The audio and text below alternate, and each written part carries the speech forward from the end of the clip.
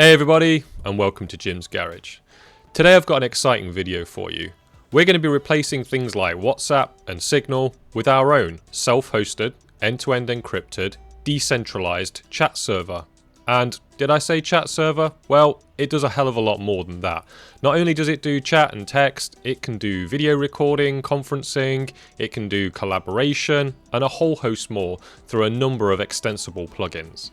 Now, you might be raising your eyebrows and thinking, what's this guy talking about? This is too good to be true. Well, I was in your shoes, and I've been using this tool for a number of years now. And I must say that for you, watching this video, you're likely the one that's going to be setting up this server. So I'm going to talk you through all of the processes of getting this done. And the great news is, for the people that are probably less tech savvy, there are a whole load of applications that are friendly with a native UI. There are applications for Android, iOS, and major desktop distributions such as Ubuntu, Windows, Apple, etc. And failing that, you can even access this directly through a web browser. So what am I talking about? Well, today we're going to be implementing Synapse. What's Synapse? Synapse is a home server implementation for the Matrix protocol. Now, the Matrix protocol is an open source end-to-end encrypted protocol that's highly extensible. I won't go into too much detail about that. And Synapse is basically an open source implementation of this protocol. So a bit like we saw with Headscale and Tailscale, it's kind of the same thing. So by the end of this video, you're going to have a replacement for all of your messaging applications that you host yourself. So no longer do we have to rely on any third-party infrastructure. We can host this all ourselves. Now, I totally get it. There have been a number of audits and security reviews around the Signal protocol, which is used by WhatsApp and Signal, and to my knowledge, there's been no known vulnerability. And I'm not saying that there's anything wrong with using those services. I've been using them myself, but this is Home Lab, right? And we want to do things ourselves. We want to be self-hosted. So like all my videos, I'm going to run through some of the core features of Synapse and the Matrix protocol. I'm going to provide you with a review of the config. I'm going to show you exactly what everything does.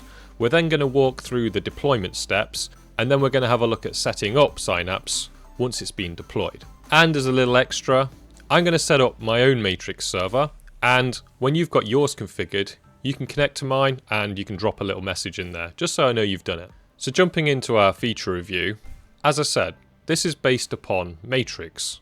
So what's Matrix? Well, as you can see on the screen, it's an open source network for secure, decentralized communication. But effectively, the way that Matrix and Synapse work is a bit like Active Directory and other federation services. So people have their own home server and you authenticate through your server. But because of federation, you're able to log into other servers with your identification validated through your home server. Now, I appreciate that might be complicated, so a good analogy would be things like when you go to Instagram, for example, you can log in through Google. Now, that's because there's federation in place. Instagram trusts Google to know who you are, so you can log in through Google and it will pull your profile and be able to log you into Instagram. Not a perfect analogy, but I hope you kind of get the idea of what's going on here.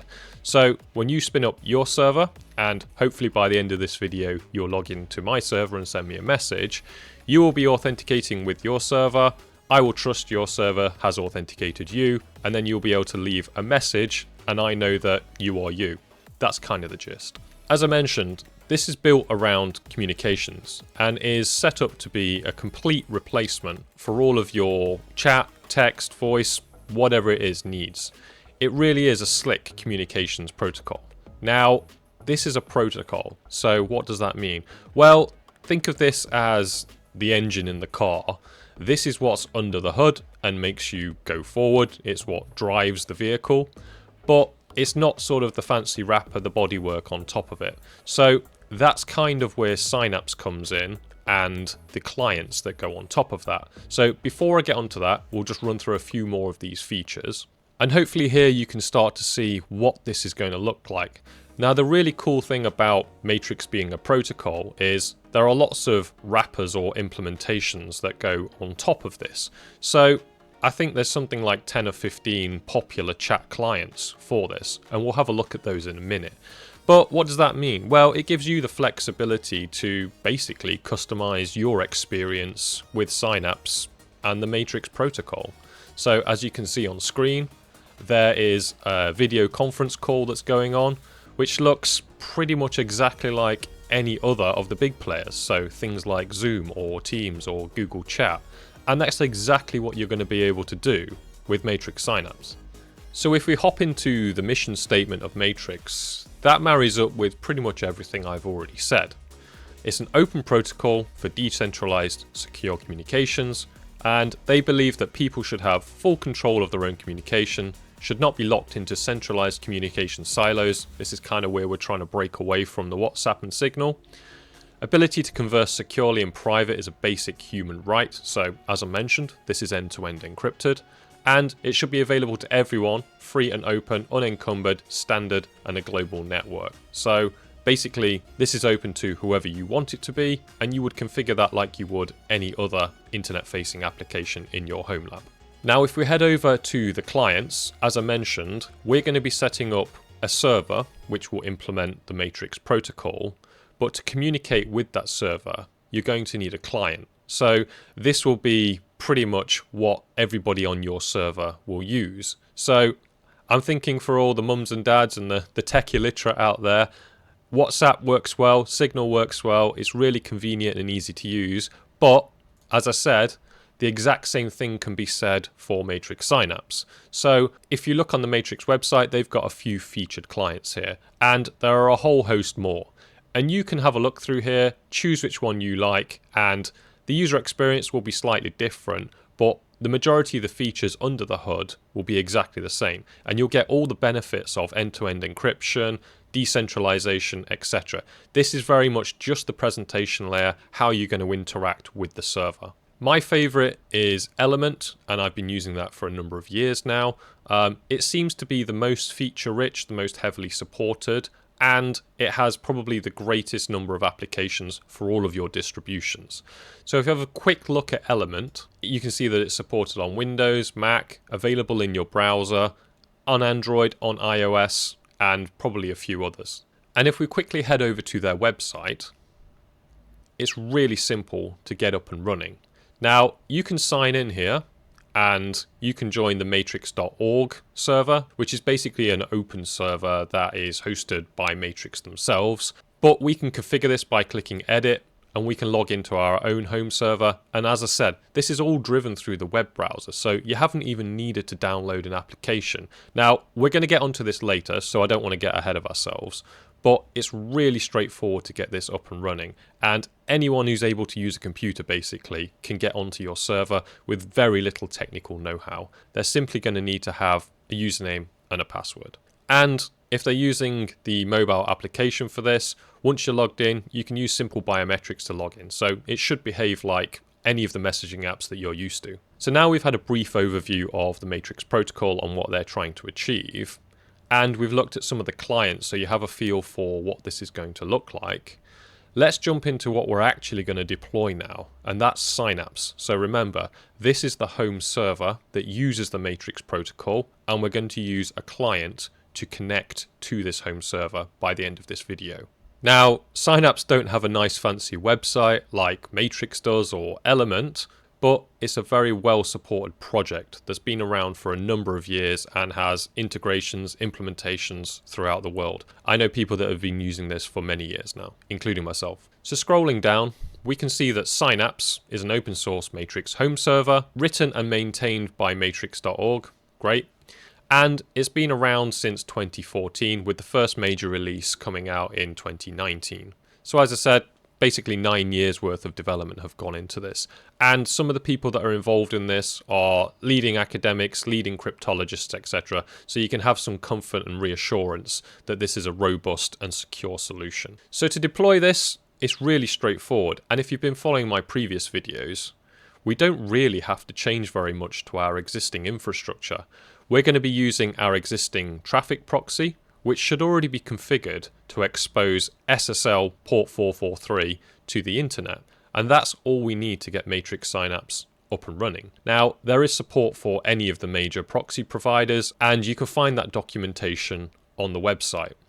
I'm going to focus today on traffic just because that's the proxy I use and I think it's one of the better proxies for a containerized environment. But once we've got through the proxy configuration, the actual setup of the server and connecting clients should be the same regardless of what proxy you're using. Now, the deployment of Matrix Synapse is quite straightforward and I'll talk you through that. But the important bit is we have to do this in a step-by-step process.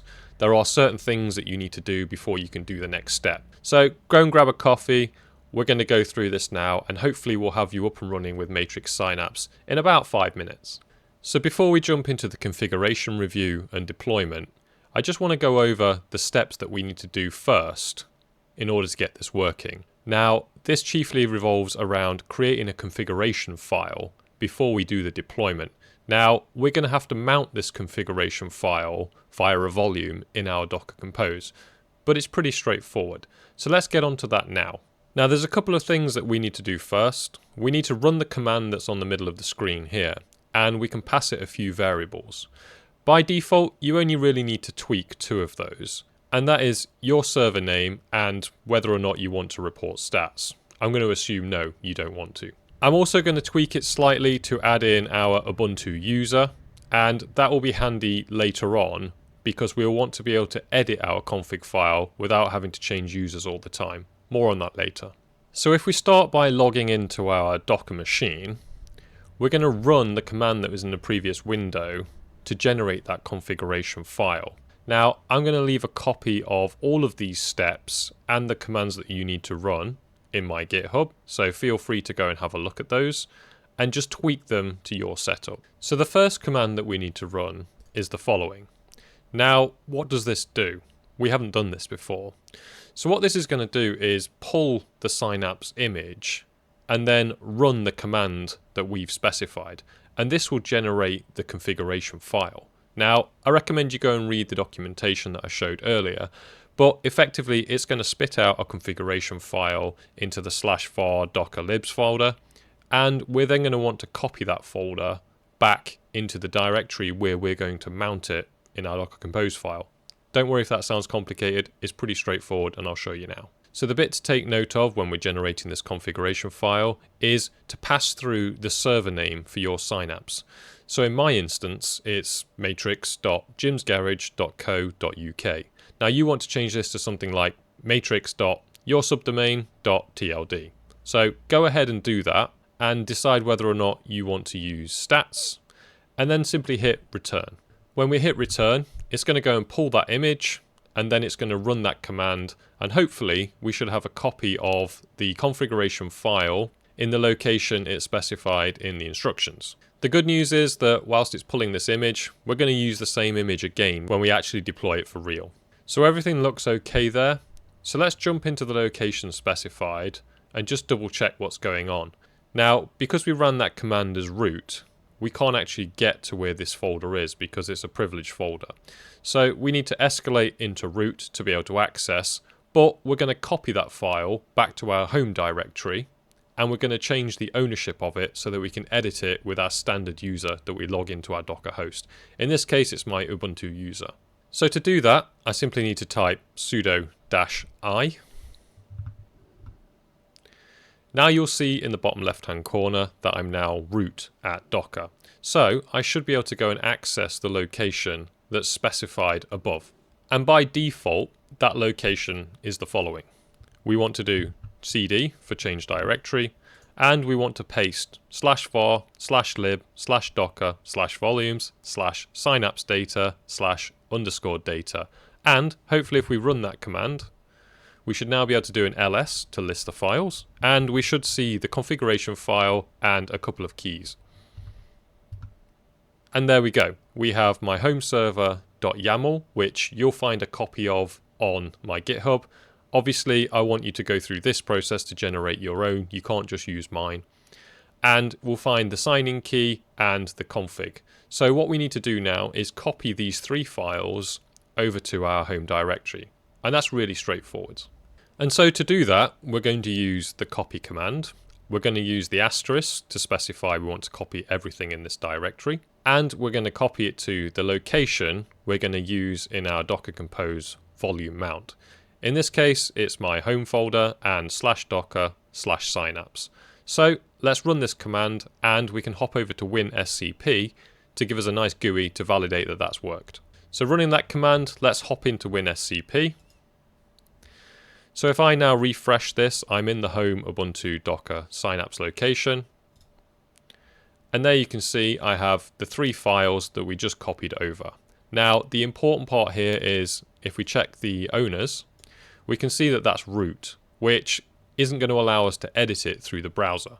If I double click on one of these files, for example, it's going to show it me, but if I try to edit it and then hit save, I'm going to get a permissions problem. So we want to change that, and we need to make sure that when we run the Docker container, if we're going to run this as non-root, it's not going to have access to edit any of these files. So let's rectify that now. So to do that, we simply need to, again, change directory to the folder we've just moved it to. So in this case, cd/home/ubuntu/docker/synapse. And if I do an ls, we can see those files here. Now, we need to change these to a different user. So how do we do that? Well, we do a chown for change owner. We specify who we want to choose it to, i.e. the user and their group. So in my case, Ubuntu and Ubuntu. And then we need to specify which files. So in this case, all files. So I'm going to put an asterisk.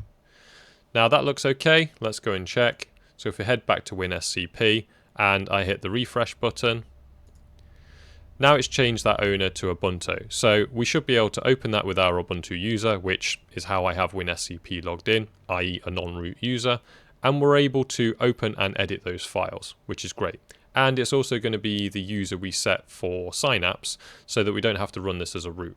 So back in the terminal, let's change our user back to being Ubuntu. So as simple as su and then Ubuntu. And now you'll see that I'm back as Ubuntu at Docker. So now that we have the configuration file generated, we're going to want to edit that from the default. Because if you have a look through the setup for this, by default it's going to use a SQLite database, which we've used before in previous videos. But it's probably not best suited, especially if you're going to use this chat server with lots of users. That database is going to be bloated pretty quickly, and SQLite just isn't performant for large databases. So for this, we're going to use a Postgres database, and we've used that before. So all we need to do is hop into the configuration file, the homeserver.yaml, and just specify that we're going to use an external database.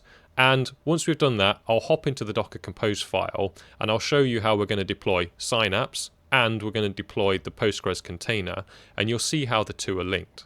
So let's open up the homeserver.yaml.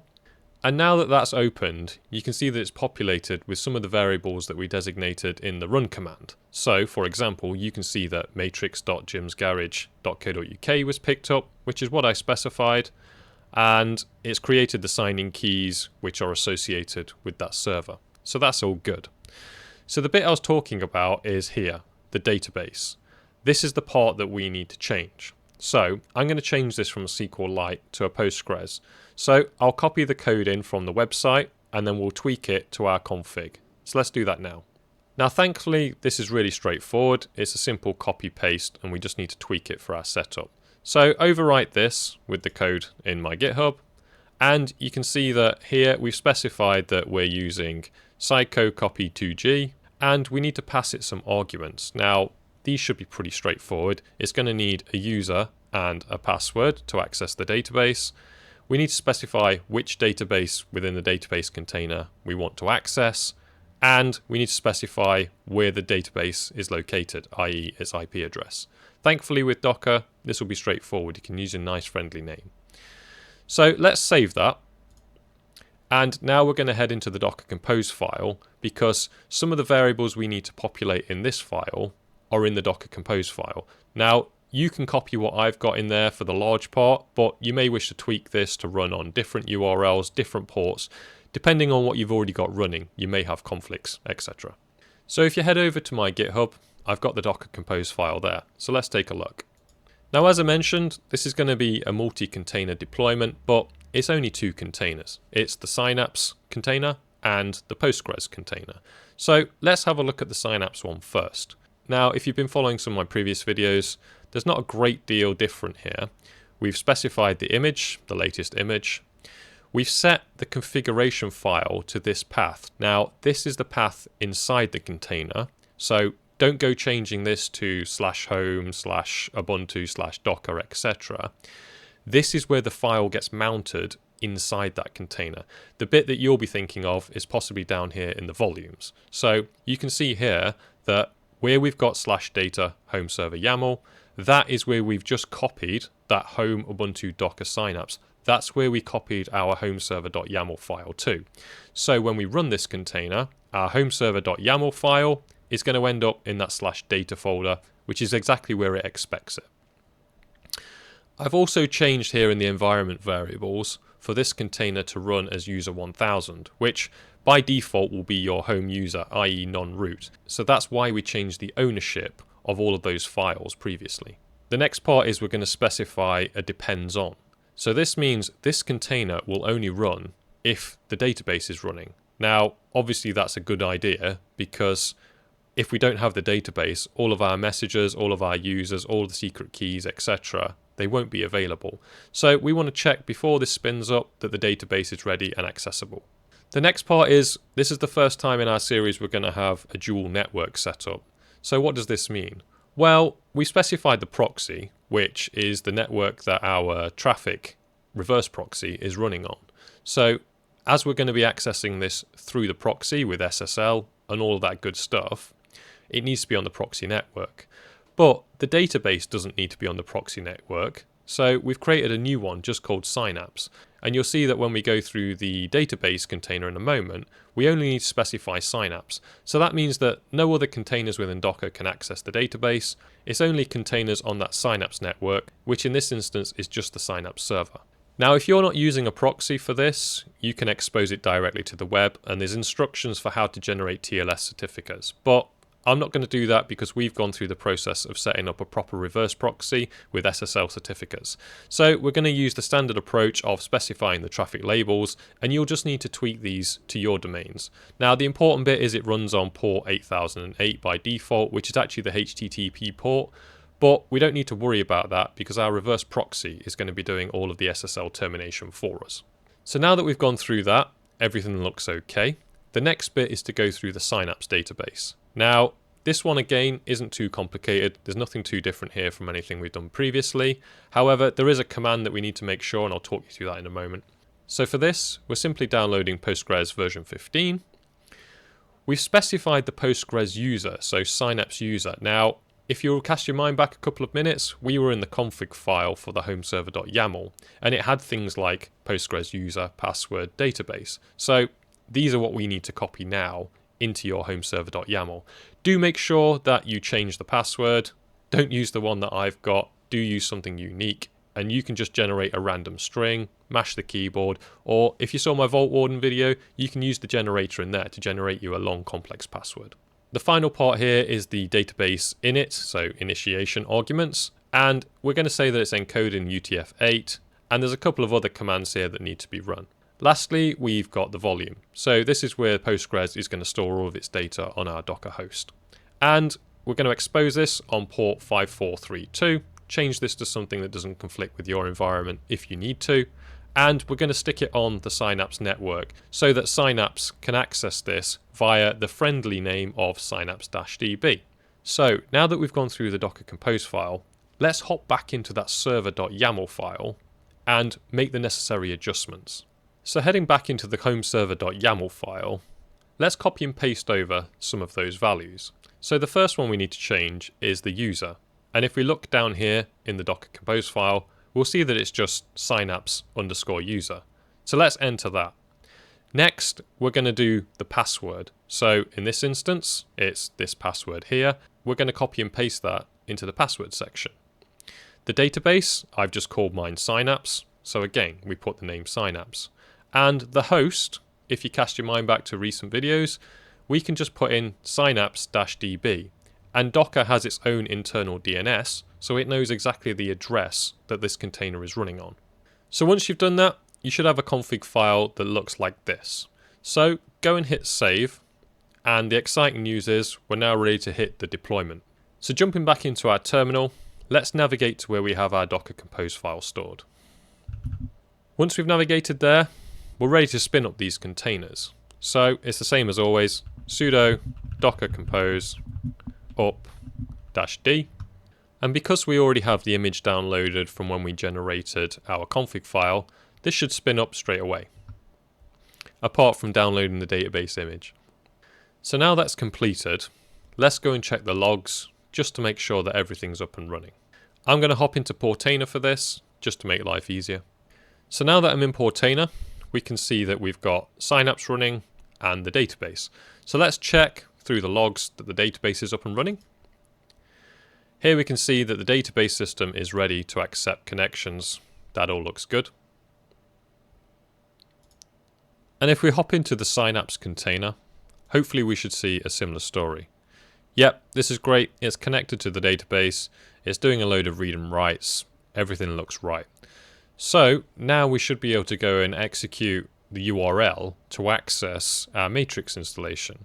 To do that, you'll obviously need to add your matrix.yourdomain.com to your DNS resolver. In my instance, I'm using Pi-hole, so I've simply added an internal DNS record there. So I should now be able to go to matrix.jimsgarage.co.uk and be presented with the Matrix splash screen. Let's see if that's the case. So hopefully, if I hit return now, I should be presented with the Matrix. It works, Synapse is running message. Brilliant, that's exactly what we wanted to do. So, for all intents and purposes, our server's up and running. But now we need to head over to the client to be able to connect to this. But before we do that, there's one last step in our processes, and we need to create an administrator. So let's go ahead and do that. Thankfully, it's really simple. To create our admin user, we simply need to run this command. Now, if you remember from previous videos, we're doing a Docker execution here. So we're executing a command by going into the container. So we're doing docker exec. You might need sudo before this, so it would be sudo docker exec. IT, so it's an interactive session. We're saying Synapse is the container we want to, and we want to run the command register new matrix user. It's listening on its local host at port 8008, which we specified in the Docker Compose, and the home server YAML is in that /data folder. So let's go ahead and run this. And when we do, it should take us through an interactive prompt to put in a username and a password. So now it's asking me, what do I want my name to be? So I'm going to say Jim. It's going to ask for a password. It'll ask you to confirm the password. And then it's going to ask if you want to be an admin. In this case, I'm going to say yes, I want my account to be an admin. This gives me complete control over the server, and most of it can be administrated through the UI. So now that it's gone ahead, it's created that registration request, and it's come back with a success message. Brilliant. So now we have everything in place to be able to go and access our server through the client. Now, to make this super straightforward and just to demonstrate how easy this is, I'm going to go to the Element web browser implementation and just run it through the web browser. But as I mentioned, there are standalone desktop applications for Element, and there are mobile applications. And just to complicate things further, you don't even have to use Element. There are a myriad of different clients out there. Go and have a look, choose the one which you like the look of the most. So now back onto the Element page that I showed earlier in the video, we want to hit sign in. Now we want to click edit because we're not connecting to matrix.org. In this case, I'm going to want to connect to matrix.jimsgarage.co.uk. So if I click continue, fingers crossed, it shouldn't throw an error. Brilliant. It's now going to ask me for a username and password. So I'm going to put in the username and password that I just created in the command line. So now with any luck, I'm going to log into my home server. And just remember, we're doing all of this through our web browser. We haven't even had to install anything. So hitting sign in, it's setting up the keys, and voila, we're into our own home server. So we've now got complete access to do anything we want. So you can enable things like desktop notifications if you want to do, so you'll get a notification within your browser. I'm going to say no to sending anonymous information, but that's up to you. And now that we're logged in here as an admin user, we can pretty much do anything. So one of the things we'll want to do is obviously set up some chat rooms. We can see that we don't have any people and we don't have any rooms. So let's just create a new room. So add a new room, and I'll call this, I don't know, general chat. It's currently set to be in a private room, so this is an invite only. We can change this to be a public room, so anyone browsing your server will see this. Maybe for a general chat, that's what you want. Or maybe you want a newcomers page and you would set that to be open, and the general chat would be for people that you know and trust or have passed the registration process, whatever it might be. As I said, you can pretty much do anything. This can be a replacement for Discord. It could be a replacement for WhatsApp, Telegram, whatever you want it to be. I'm going to enable end-to-end encryption, and any of you familiar with Signal and WhatsApp, for example, will have seen this before. So this means that messages between you and the other user are end-to-end encrypted, so nothing can intercept that traffic and read your message. I'm now going to create that room, and you can see that the room has been created. I now get a handy link to invite people, and that's pretty much it to creating rooms. You can replicate this process to spin up new rooms, new topics, new forums, etc. And you can invite people to this server. Now that we've done this through the web browser, I'm going to show you how to do it through the desktop application. In this case, I've simply downloaded the Element Chat client for Windows, and I'm going to load that up now and show you how to log in. The process is straightforward. So this should look familiar. I've loaded up the application. I'm going to hit sign in. I'm going to change that server again, and I'm going to put in my Matrix server. It's going to ask me to log in with my username and password again. And once we've logged in, it's going to ask us to verify this. So you can see now in my browser, it's saying, was this you that's logging in? So in the event of your account being compromised, it's going to ask you to validate it. A bit like if you sign into your Google account, for example, on a new machine. So we're going to say, yes, that was me. So now it's asked us whether we want to back up. So I'm going to say yes, just so you've got an idea of what's going on here. And this backs up all of your security keys, so all of those end-to-end encryption keys, such that if the server was lost and you had to rebuild it, you could re-import these keys and then see all of your historic messages. So we can generate a security key to encrypt our encryption keys, or you could enter a passphrase that you want to use. So I'm just going to use a passphrase. I'm going to keep this really simple for this video, but obviously you'd want to choose something that's long and complex. And do keep a note of this in the event that you do lose your keys. So sticking in a password and hitting continue. It's going to ask us to confirm it, and then hit continue again. And here you can see that this is our security key. So you want to keep this somewhere safe, because it's used to encrypt all of your data. So you can download this or copy it. Just make sure that you keep it somewhere safe. Maybe Vault Warden would be the perfect solution for this. Go and check out my video if you haven't already. So once that's done, it's going to say that the backup was successful, and hopefully we should now be able to hop back into our Element desktop application and we're logged in. So because it hit 2 minutes, it actually timed out. So let's verify that session again. Click start. And then it's going to give you a little challenge, a bit like you get with Captcha, for example. So click the emoji below that are displayed on both devices. So I go back into this one, and they match. So let's click they match on both of them. We get a tick, got it. Head back to the Element app, and we're in. And in the Element app, we know that this is working because there's the general chat room that we created earlier. So let's just double check some of the functionality. If I click on general chat, can I send a message? Hello. And let's check in the web browser behind. Hopefully we see the message we just sent by ourselves. And there we go, there's that message. So you'll also notice that there's other functionality here that I mentioned earlier. We can do photo and video calls. So again, a bit like WhatsApp and Signal, you can use this to do video conferencing. There is some additional configuration that you might need to do if you're doing multiple people and port forwarding, etc. But I'm not going to cover that in this video. We'll come back to that perhaps later down the line. So this is all well and good. We've got Synapse up and running and we're able to send messages. But unless you like talking to yourself, we need to make some additional changes so that registration is enabled and new users can join it. Now, you might want to just enable registration by default so anyone can come and join. That might be fine. Or you just might want to open up registration and then turn it off. Or you can even use things like a one-time password so that users need a special token to be able to register on that first occasion. And if you don't have that token, you can't register. So let's jump in now and create a new user, and hopefully I'll be able to show that we'll have multiple users being able to talk to one another. So the quick and dirty way to do this would simply be to open up the terminal and go through the new user registration process again, like so. I'll create a new user, let's call them Bob, and we're not going to make Bob an admin. That looks successful. Let's go and test that now. We'll fire up an incognito browser, we'll go to Element, we'll log into my server, and then we'll log in as Bob. So back in Element, we'll sign in, we'll edit the server, we'll change it to my home server, we're going to log in as Bob. Hopefully this should sign in. It has, excellent.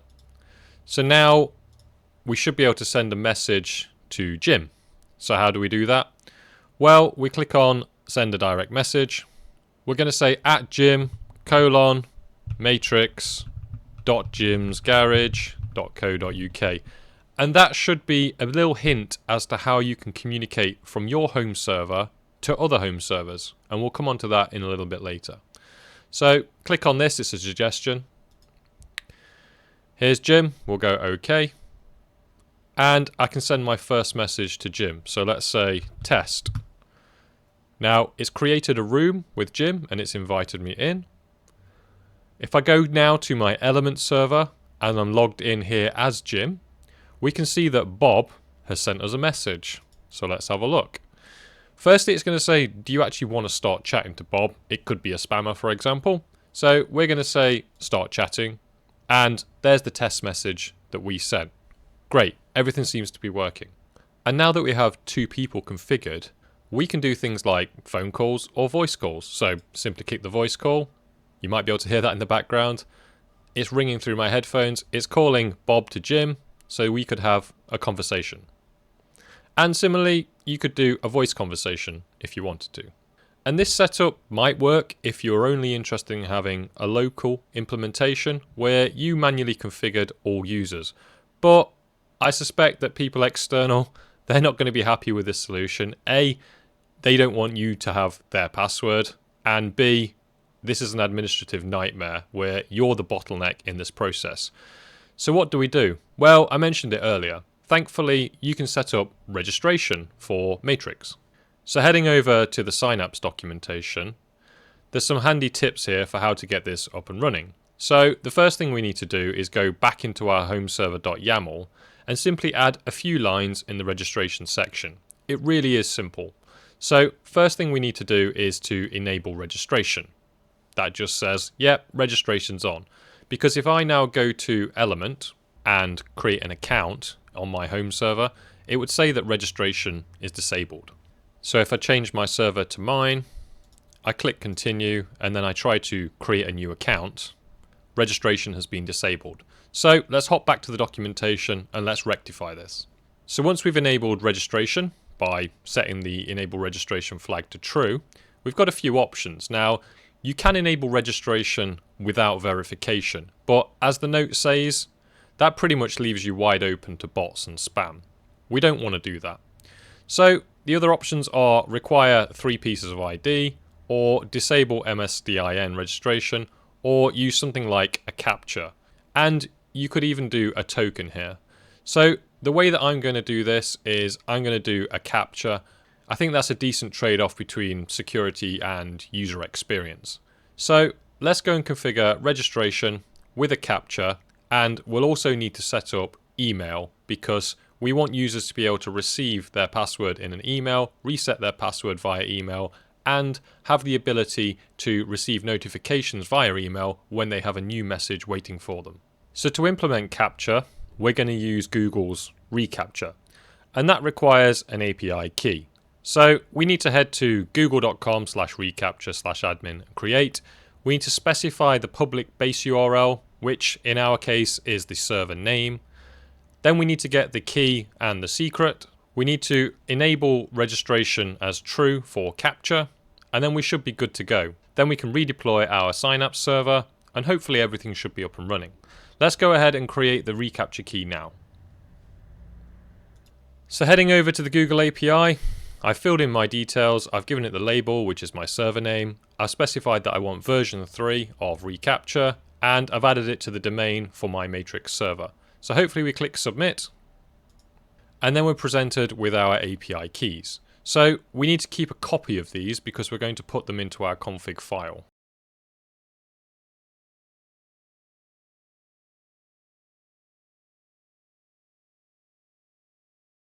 So hopping back into our home server YAML file, let's add the necessary section for registration and fill in all of the details to get this up and running. So now I've added the details to the bottom of my home server YAML file. I now need to save this and then restart my Synapse container.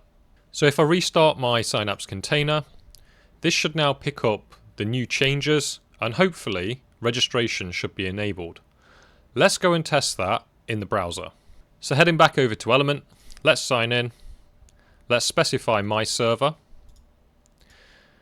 Continue, and then in this case, we're going to click create a new account. So there we go. We're going to create a new username. So let's call him test. And I've given it a password. So let's hit register. And here we're presented with a Captcha. So let's go ahead and complete this. Oh, we've got to pick buses. That looks like a bus. That looks like a bus. And that does. Let's verify. You're in. Excellent. So what do we want to do? We're going to talk to friends and family. So we're not going to improve it. And we're going to start our first chat. So let's start our first chat. And again, if we remember, let's do @Jim. And then we're going to put matrix.jimsgarage. And hopefully it'll come up with a suggestion. Yep, there we go. So exactly the same as before. Let's hit go. Let's send a test message. We should now be able to go back to our Element desktop app, and we can see that test has sent a message. We can start chatting, and voila, we've got it working externally so that now users can register as long as they pass a reCAPTCHA. One final thing that I recommend you go and set up is email. Now, this follows the exact same process as previously. We simply need to copy these parameters into our home server.yaml file and populate them with the SMTP server settings that you receive from your email provider. Now, you might be thinking, why do we want to do this? Well, this is how we use things for password resets. So at the moment, people don't have a password reset. So if they forget their password, they're not going to be able to reset it. So I do recommend you go and configure this and then redeploy your server. And it should be really straightforward. And I recommend that you then go and test with a password reset journey. So now that we have everything configured and set up, let me just show you the mobile application so you get a feel for what it will look like when you're on your mobile device, because this is probably the most common use case for this application. So once you've downloaded the application on your mobile, open it up, hit create account.